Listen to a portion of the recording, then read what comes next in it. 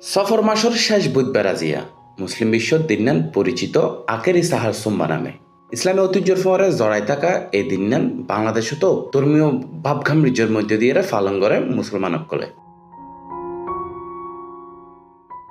ইসলামী ইতিহাসের বিভিন্ন বর্ণনা অনুযায়ী মহানবী হজরত মুহাম্মদ সাল্লাল্লাহু আলাইহি সাল্লামর শেষ অসুস্থতার সময়ে এক পর্যায়ে তার শারীরিক অবস্থার কিছুটা উন্নতি হইল। সেই স্মৃতিরে কেন্দ্র করিয়ে পরবর্তী সময়ে আখেরি সাহার সুম্বা পালনের প্রচলন শুরু হয়।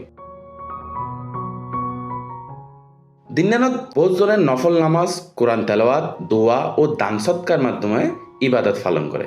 বিভিন্ন মসজিদ ও ধর্মীয় প্রতিষ্ঠানত আয়োজন করা হয় দোয়া ও মোনাজাতর। তবে আখেরি সাহার সুম্বা ইসলামের ফরজ বা ওয়াজিব হন দিবস নয়। ইয়ান মূলত পালন করা বাধ্যতামূলক নয়, বরং উপমহাদেশের মুসলিম সমাজত দীর্ঘদিন ধরে প্রচলন করা ধর্মীয় রীতি হিসেবে দিনান পালন করা হয়।